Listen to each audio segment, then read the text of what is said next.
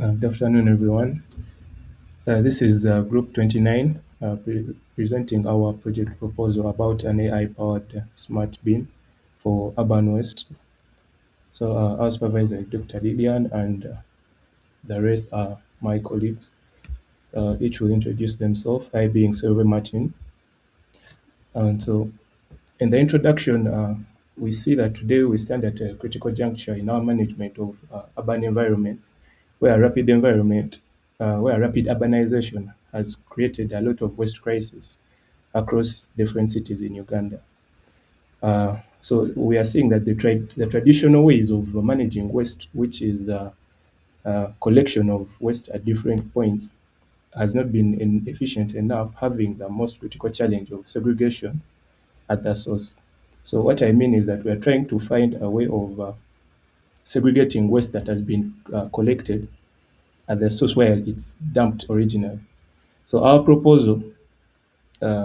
our proposal is a low-cost, energy efficient smart bin that will help us get to segregate the different waste into the different categories, whether it's bio or non-biodegradable.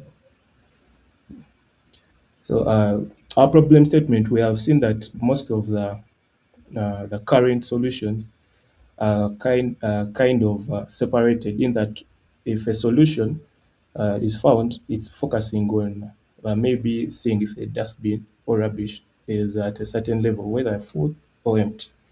And other solution, they lack the waste segregation, where you find that the entire rubbish bin like accepts all kind of trash and puts it in the same place, which makes it hard to separate to these different categories. Then definitely uh, these current solutions are have a high cost and also have poor edge development deployment. So our main objective is to uh, find an find a way of creating a smart bin that can easily separate the bio from non-biodegradable at the source of disposal. Let me say dustbins in this case. At this particular point, once the trash is put in, it automatically gets to be segregated from biodegradable from non-biodegradable. So that's our main objective of the smart bin. Then the specific objectives were we want to develop a hardware prototype, a fully hardware functional prototype of this smart bin. Then we also have to develop a machine learning model that can easily recognize the different rubbish categories or trash categories and can easily separate the different categories there. So my colleagues will elaborate more on how this will be done, but these are some of our specific objectives. Then the third one is to implement sensor fusion for robustness. So in this case is more of adding sensors to detect moisture in degradable trash to help out the model to be more specific and more precise with its decisions. Then definitely the main goal is also the dustbin or the rubbish bin should be developed or built with minimal costs. So the significance of our research, the scope of our research. So we have the development of a standalone single dustbin prototype, as I've mentioned. Also, we have binary classification. So binary, it's either biodegradable or non-biodegradable. We are not breaking down further than that. And also low-cost communication. So the significance, definitely, we shall have reduced costs.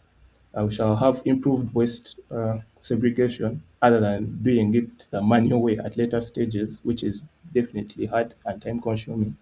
Then we also have environmental benefits and as well as technical contribution. So let me have my colleague take it from the literature review.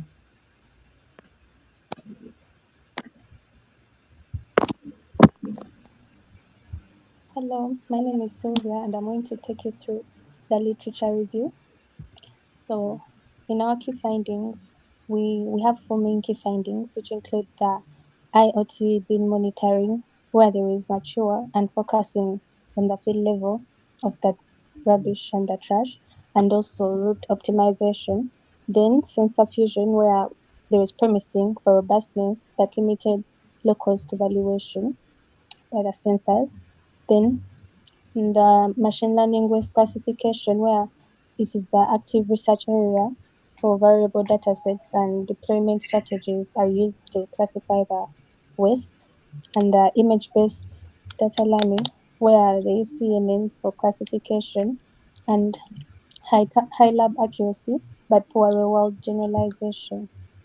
So, the next slide. Um, the literature review continued. We shall talk about the smart dustbins, which will be built using the ESP32, the ultrasonic sensors, and we shall also incorporate SMS and cloud alerts to inform the necessary people of what needs to be done or what level of fill the trash bin is at, and so on. The next slide. The waste classification. Here I showed a table which classifies the different data sets and their different accuracies and times. We have the CNN based models, the TrashNet and the Taco data sets, and they show high lab accuracy and low field accuracy.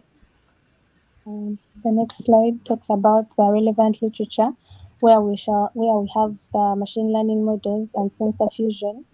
We have the mobile net and the efficient net, and also combining vision and sensors to we use the sensors to determine what is being seen and where the trash should go. That is how we are combining the vision and the sensors.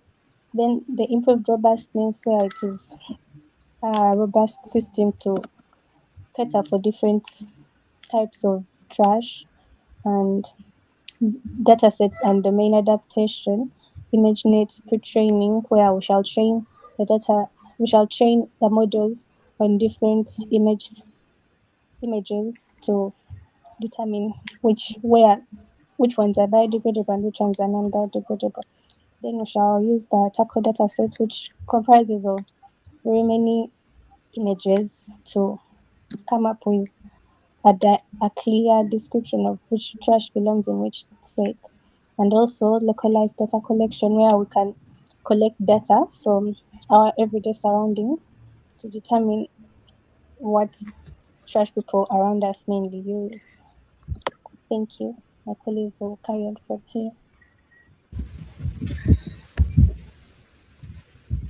Hello, everyone. My name is Nabale Claire, and I'm going to take you through the research gaps. And the first one is the integrated low-cost stack validated in field, and this one is mainly no integrated low-cost system, and most of the existing systems focus on only one part, like the fuel level monitoring or cloud-based classification, and very few studies demonstrate a complete low-cost system that classifies waste, run on a edge hardware, and uses SMS communication with measured real operational cost.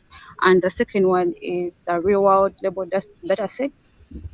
And here we lack the real-world label data sets and for waste segregation, and available data sets lack mainly sorry, available datasets like TACO mainly focus on litter, not waste inside bins, which reduces the model performance in real urban environments. And the third one is the energy latency aware models. And this one, many studies report accuracy but do not report energy consumption, battery life, inference latency on constrained hardware like ESP32. And these matrices are critical when deploying systems in the field. And the fourth one, we have the gap in sensor fusion for robustness, binary classification, and here, most solutions rely on cameras only. However, combining vision and with simple sensors like moisture, gas can improve classification, especially in poor lighting or occluded conditions. Despite that, low-cost sensor fusion has not been widely evaluated in municipal settings. And the last one, we have a gap of the cost analysis at scale. And here there is limited research that analyzes the total cost of the ownership, when systems are deployed at city scale, especially when SMSs are used instead of the continuous data connectivity. Next slide. Here we have the research methodology, and it follows the four, it has the four-phased approach. And the first one, we have the hardware design integration. And this one ensures that the system is built on a robust low-cost hardware foundation. And another one is machine learning model development and edge optimization. And this one involves collecting localized data, applying transfer learning, and optimizing lightweight model for edge processing, and also the sensor fusion implementation evaluation. And this one involves implementing and evaluating feature level and late techniques for robustness. Mainly it's for validating classification and robustness rules. Yeah. And also the telemetry and cost analysis.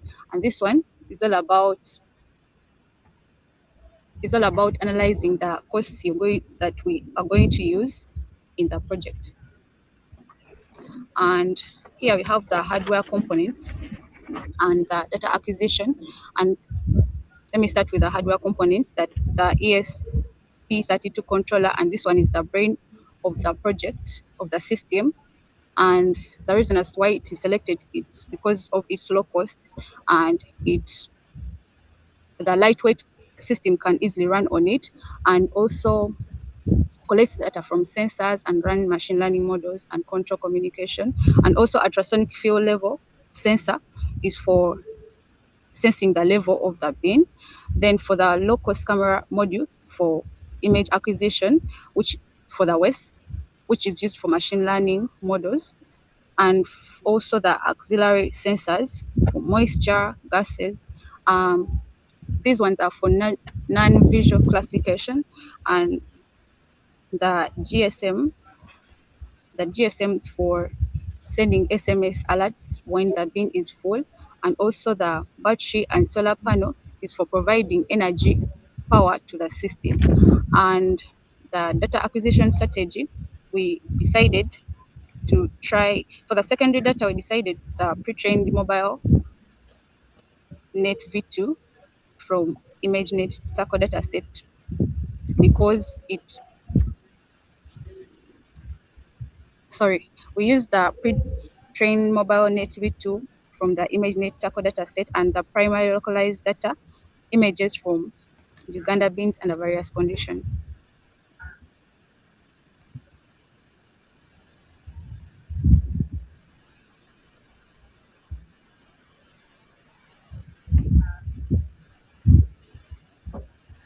Hello, my name is Single Eric Hannington, and I will be concluding with evaluation metrics. And in the evaluation metrics, we shall be talking about the classification metrics, performance metrics, and I'll conclude with the total cost of ownership.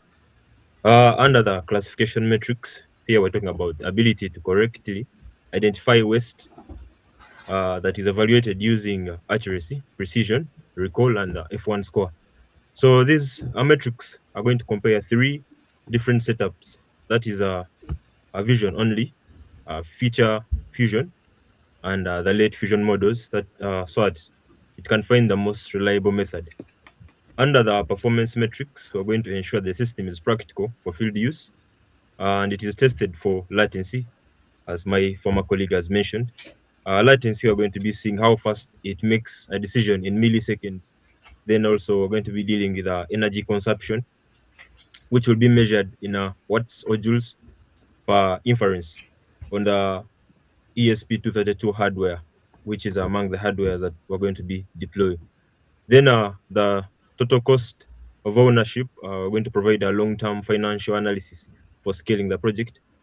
The project will cost for 100 to 500 bins over 3 years, specifically comparing the affordability of SMS-based telemetry against the conventional data heavy communication methods. So that will be our total cost of ownership. And the conclusion Expected outcomes, we have a functional low-cost prototype that offers a scalable solution for improved urban waste segregation. And our estimated budget, which is on the next slide, for a single prototype will be approximately $80 US dollars. And with that, that concludes our presentation for our smart dustbin. Thank you.